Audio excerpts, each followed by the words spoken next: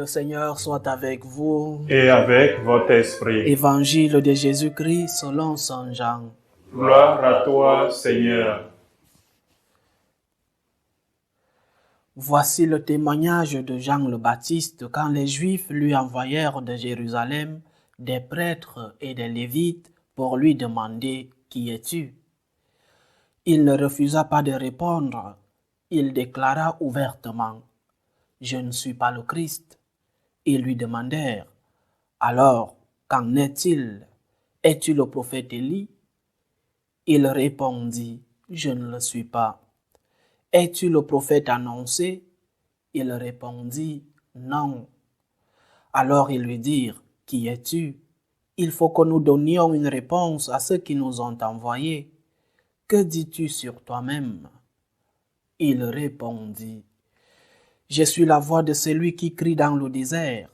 Redressez le chemin du Seigneur, comme a dit le prophète Isaïe. » Or, ils avaient été envoyés de la part des pharisiens. Ils lui posèrent encore cette question. « Pourquoi donc baptises-tu si tu n'es ni le Christ, ni Élie, ni le prophète ?» Jean leur répondit. « Moi je baptise dans l'eau, mais au milieu de vous se tient celui que vous ne connaissez pas. C'est lui qui vient derrière moi, et je ne suis pas digne de délier la courroie de sa sandale. » Cela s'est passé à Béthanie, de l'autre côté du Jourdain, à l'endroit où Jean baptisait. Acclamons la parole de Dieu. Louange à toi, Seigneur Jésus. Bien que Jean-Baptiste soit le protagoniste du temps de l'Avent, celui qui prépare le chemin du Seigneur, l'Église nous propose encore sa figure, son exemple en ces premiers jours de l'année, en ces jours où nous continuons aussi le temps liturgique de la Nativité qui s'achèvera avec le baptême de notre Seigneur. Et Saint Jean-Baptiste, malgré la popularité qu'il avait déjà, malgré cette popularité de saint, on parlait déjà de lui comme un prophète, comme un grand homme, comme un saint. Malgré tout cela, il ne s'auto-proclame pas Christ. Il accepte qu'il n'est pas celui-là que les Juifs, il n'est pas le Messie que les Juifs attendaient. Et la phrase qui attire beaucoup plus l'attention dans l'évangile d'aujourd'hui est cette phrase où le propre Jean dit de lui-même, il se définit comme la voix de celui qui crie dans le désert. Une voix dans le désert ne semble pas avoir de sens. Une voix dans le désert n'a pas d'écho.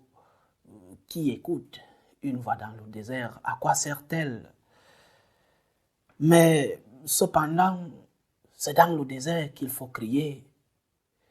C'est dans le désert qu'il faut hausser la voix. C'est-à-dire, un dicton dit que la victoire a toujours beaucoup de parents, mais la défaite, aucun. Ou encore, on parle aussi de ceux qui arrivent toujours pour soutenir les vainqueurs, pour aider ceux qui ont gagné des batailles. Donc, quand les choses vont bien, on a beaucoup d'amis. Viennent beaucoup pour nous applaudir, pour profiter de ce que nous avons. Quand les choses vont bien, les amis pleuvent, tout le monde monte dans le train du vainqueur. Mais cela n'a pas de mérite. Être l'ami du vainqueur n'a aucun mérite. Les vrais amis sont ceux qui sont à nos côtés dans les moments difficiles. Quand il semble que le ciel tombe sur nous, quand tout paraît obscur, quand les choses vont mal, c'est dans ces moments qu'il faut démontrer la vraie amitié. C'est-à-dire, il faut prêcher dans le désert. Il faut prêcher quand ça va mal. Il faut prêcher ceux-là qui ont besoin des mots du Seigneur, des paroles de notre Dieu, de l'enseignement chrétien.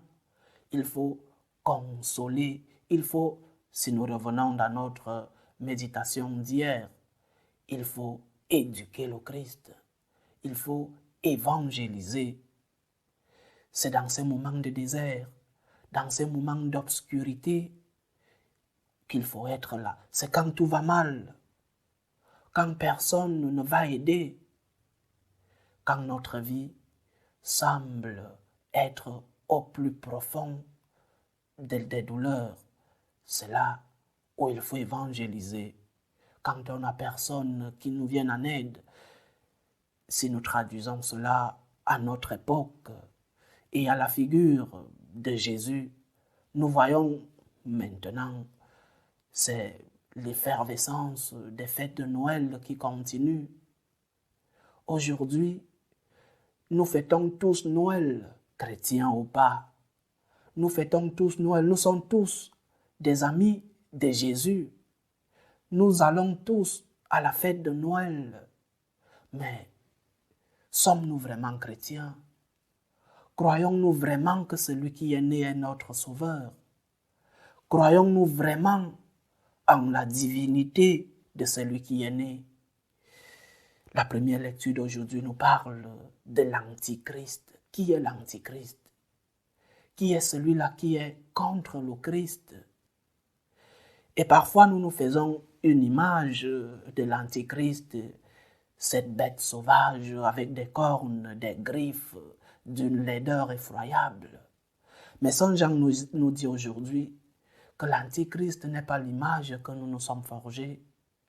L'Antichrist est celui qui nie la divinité de celui qui est né il y a quelques jours. L'Antichrist, c'est celui qui doute, qui entre dans le soupçon du message du Christ.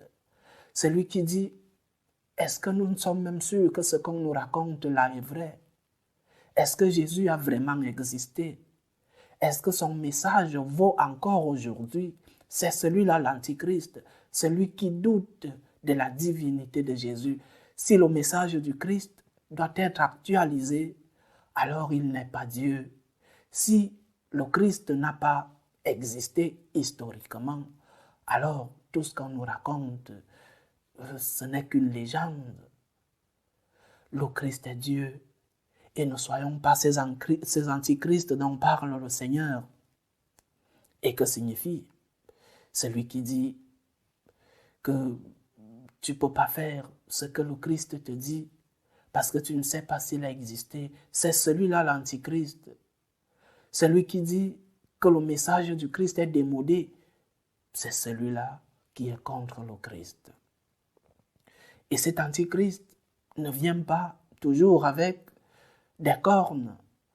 Cette image de cet animal effroyable avec des griffes, cet Antichrist vient parfois subtilement, avec un message bien construit, avec un message parfois très logique.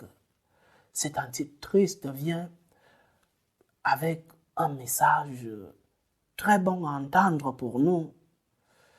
Combien de jeunes ont perdu la foi dans les collèges catholiques? Combien de jeunes ont perdu la foi dans les catéchèses, dans les paroisses?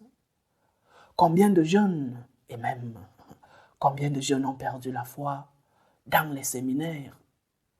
Parce que les professeurs, les catéchistes, les formateurs ont eux-mêmes ou avaient eux-mêmes une profonde crise de foi et se sont mis à douter, à soupçonner et parfois même à nier de l'existence du Christ, à nier de la divinité même du Seigneur et ont transmis ce doute, ce soupçon, cette négation à ceux-là qui allaient pour recevoir le message du Christ.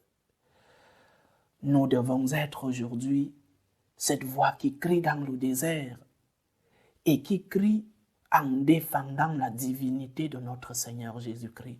Le Christ est Dieu, il est un sauveur. Il est un grand homme, oui, mais parce qu'il est Dieu. Le Christ est Seigneur, son message ne passera jamais. Ses paroles ne passeront pas. Jésus est Dieu. Que celui qui dit que il vous a été dit, que le Christ a dit, mais moi je vous dis, celui-là est l'Antichrist. Il va contre le message chrétien. Défendons le Seigneur, défendons sa divinité. Il est notre ami, il est notre Sauveur, notre Seigneur. Il a besoin de nous, il a besoin de notre témoignage. Témoigner pour le Seigneur. Je crois au message du Christ et je crois en l'existence historique du Christ lui-même, même si parfois son message est difficile à comprendre. Je crois en la divinité de Jésus-Christ. Loué soit Jésus-Christ. À jamais.